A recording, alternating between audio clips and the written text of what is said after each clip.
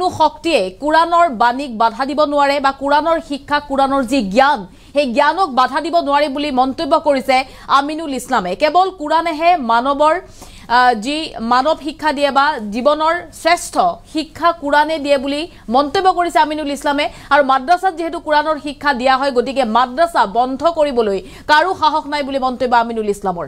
আমি লৈ আহিছো বিশেষ খবৰ। মুখ্যমন্ত্ৰী ডক্টৰ হিমন্ত বিশ্ব শৰ্মাক উভতি ধৰিছে আমিনুল ইছলামে। পৃথিৱীৰ কোনো শক্তিয়ে কুৰাণৰ বাণী শিক্ষা বন্ধ কৰিব নোৱাৰে বুলি মন্তব্য কৰিছে। একমাত্ৰ ইছলাম ধৰ্মতে কুৰাণৰ জৰিয়তে জীৱনৰ প্ৰকৃত জ্ঞান পাব পাৰি। মানৱ জীৱনৰ প্ৰকৃত জ্ঞান একমাত্ৰ ইছলাম ধৰ্মতে পাব পাৰি বুলি মন্তব্য। আৰু মাদ্ৰাসাত শিক্ষা দিয়া কুৰাণৰ শ্ৰেষ্ঠ বাণী সমাজত বন্ধ কৰিব নোৱাৰে মুখ্যমন্ত্ৰী হিমন্ত বিশ্ব শৰ্মাই। ইছলাম ধৰ্মত মাদ্ৰাসা আৰু ধৰ্মীয় শিক্ষা বন্ধ কৰিব নোৱাৰে মুখ্যমন্ত্ৰীয়ে। কুৰাণৰ শিক্ষা বন্ধ কৰাৰ অপচেষ্টা হাজাৰ হাজাৰ বছৰ পূৰ্বৰে পৰা চলি আছে। হাজাৰ হাজাৰ বছৰ পূৰ্বৰে পৰা চলি আহিছে কুৰাণৰ শিক্ষা বন্ধ কৰাৰ অপচেষ্টাই মন্তব্য কৰিছে।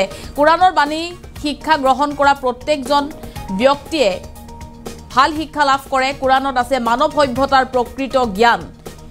আৰু কুৰাণৰ বাণী মানুহৰ কাণত নপৰিবলৈ হাজাৰ চেষ্টা কৰিছিল বিশ্বৰ ছুপাৰ পাৱাৰে। ইছলাম ধৰ্মত আগ্ৰাসন কোনেও বন্ধ কৰিব নোৱাৰে। ইছলাম ধৰ্মৰ আগ্ৰাসন কোনেও বন্ধ কৰিব নোৱাৰে বুলি হুংকাৰ প্ৰদান কৰিছে আমিনুল ইছলামে। মানৱ জীৱনৰ শিক্ষাৰ লগতে ৰাষ্ট্ৰ পৰিচালনাৰ সকলো বিধি আছে কুৰাণত।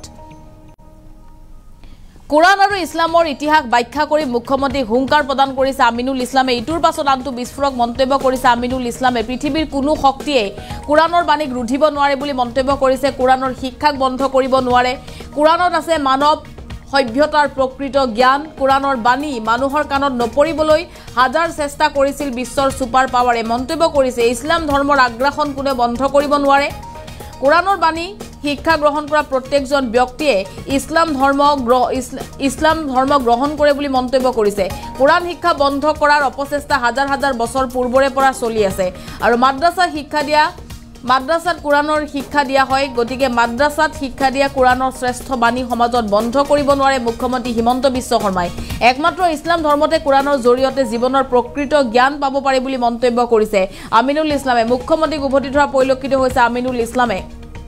কুৰাণৰ শিক্ষা বন্ধ কৰিব নোৱাৰে বুলি মন্তব্য কৰিছে। কুৰাণৰ বাণী আৰু শিক্ষা যোনে গ্ৰহণ কৰে প্ৰত্যেকজন লোকে ইছলাম ধৰ্ম গ্ৰহণ কৰে বুলি মন্তব্য কৰিছে আমিনুল ইছলামে। এই মুহূৰ্তত আমিনুল ইছলামৰ মন্তব্য আহি পৰিছে।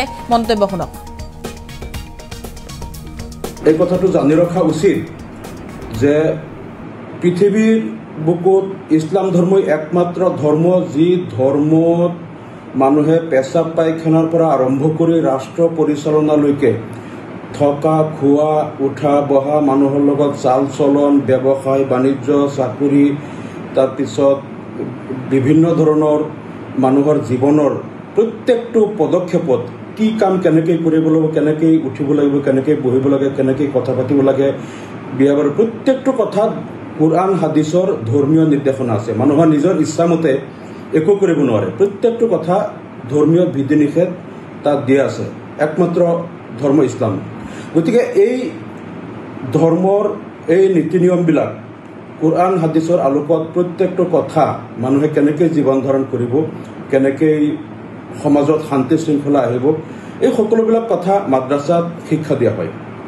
আৰু সমাজৰ পৰা 2-4জন লোক তেওঁলোক আলিম হিচাপে শিক্ষিত হৈ আহি বাকী মানুহক এই কথাবিলাক জনায় আৰু বাকী মানুহসকলে আলিমসকলৰ পৰা শিকি বুজি লয় কোনটো কাম কেনেকৈ কৰিব লাগে। ধৰ্মীয় ৰীতি নীতিবিলাক তেওঁলোকে আলিমৰ পৰা শিকি লয়।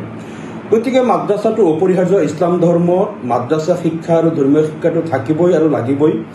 আৰু এই যে মাদ্ৰাসা শিক্ষা আৰু কুৰাণৰ শিক্ষা বন্ধ কৰাৰ যিটো অপচেষ্টা এইটো মুখ্যমন্ত্ৰী হিমন্ত বিশ্ব শৰ্মাই প্ৰথম আৰম্ভ কৰা নাই।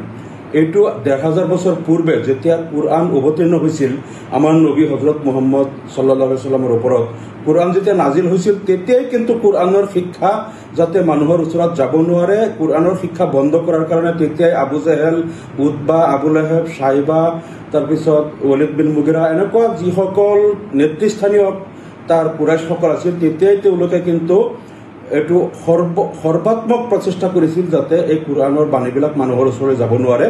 আৰু সেইকাৰণে তেওঁলোকে কি কৰিছিল, আৰৱৰ প্ৰত্যেকজন মানুহৰ ওচৰত গৈ পেলাই কৈছিল যে মুহাম্মদ এজন পাগল হৈ গ'ল, তেওঁ যাদুকৰ, তেওঁৰ ওচৰত নাযাবা, তেওঁৰ কোৰাণৰ বাণী নুশুনিবা। আৰু আৰবৰ বা অন্যান্য দেশৰ পৰা মক্কালৈ যিমান মানুহ আহিছিল সেই মানুহসকলৰ ওচৰত আগতীয়াকৈ তেওঁলোকে গৈ পেলাই কৈছিল যে তোমালোকে ইয়াত মুহাম্মদ নামৰ এজন মানুহ আছে, তেওঁৰ ওচৰত নাযাবা, তেওঁৰ কথা নুশুনিবা, তেওঁ যাদুকৰ হয়, আৰু তোমালোকে কাণত আঙুলি দি ৰাখিবা তেওঁৰ ওচৰত গ'লে। কাৰণ এই কথাটো তেওঁলোকে জানিছিল যে যিজন মানুহে কোৰাণৰ কথাবিলাক শুনে তেওঁৱে ইছলাম ধৰ্ম গ্ৰহণ কৰে। কাৰণ এই কোৰাণৰ বাণীত ইয়াত যিটো মানৱ সভ্যতাৰ ইতিহাস, তাৰপিছত যিটো ইয়াত আছে ভূবিজ্ঞান, পদাৰ্থ বিজ্ঞান, নভোমণ্ডল, ভূমণ্ডল, সমুদ্ৰ বিজ্ঞান, তাৰপিছত জীৱ বিজ্ঞানৰ যিমান কথাবিলাক ইনফৰমেশ্যন দিয়া আছে, তাৰপিছতে ইহকাল, পৰকাল, মৃত্যু পৰৱৰ্তী জীৱন, জান্নাত জাহান্নামৰ যিবিলাক ইনফৰমেশ্যন কোৰাণত দিয়া হৈছে, যোনেই শুনে তেওঁ জানে যে এই কথাবিলাক কোনো মানুহে সৃষ্টি কৰিব পৰা কথা নহয়।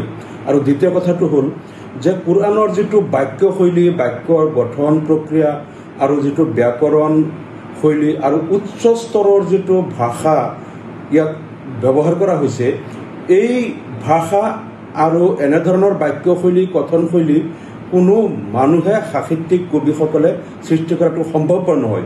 আৰু তাৰোপৰি হজৰত মুহাম্মদ সাল্লাল্লাহু আলাইহি ওয়াসাল্লাম আছিল নিৰক্ষৰ, তেখেতে কোনোদিন আনুষ্ঠানিক লিখা পঢ়া কৰা নাই।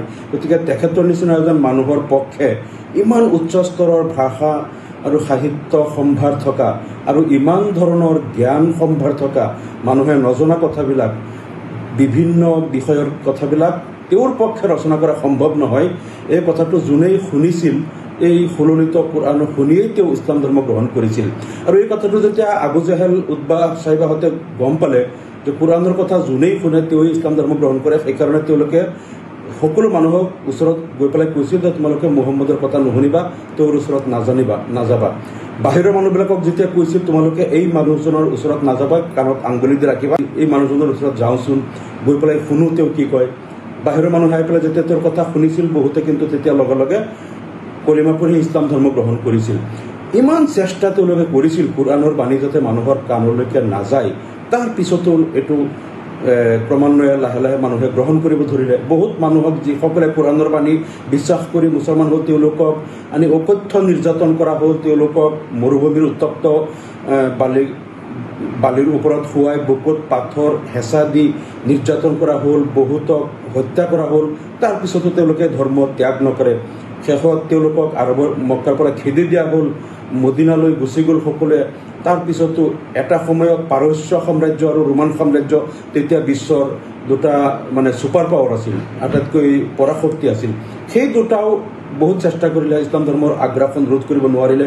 এটা সময়ত গৈ সমগ্ৰ মধ্যপ্ৰাচ্য, মধ্য এছিয়া, দক্ষিণ এছিয়া, তাৰপিছত আফ্ৰিকা আৰু পূব ইউৰোপৰ প্ৰায় 2/3 পৃথিৱীৰ বুকুত কিন্তু এই কোৰাণৰ বাণী গৈ পালে আৰু মানুহে ইছলাম গ্ৰহণ কৰিলে। গতিকে এই অপচেষ্টাটো 1500 বছৰ ধৰিয়েই চলি আছে, যাতে কোৰাণৰ বাণী কেনেকৈ বন্ধ কৰিব পাৰি, মানুহৰ ওচৰত যাতে নাযায়। এইটো আমাৰ মুখ্যমন্ত্ৰী হিমন্ত বিশ্ব শৰ্মা ডাঙৰীয়াই এতিয়াহে তেওঁ আৰম্ভ কৰিছে, কিন্তু 1500 বছৰেই এনেকুৱা হাজাৰ হাজাৰ নেতাই, হাজাৰ হাজাৰ লোকে অপচেষ্টা কৰি আছিল যাতে কোৰাণৰ শিক্ষাটো কেনেকৈ বন্ধ কৰিব পৰা যায়, যাতে মানুহৰ ওচৰত যাব নোৱাৰে। কিন্তু এইটো কোনেও বন্ধ কৰিব পৰা নাই।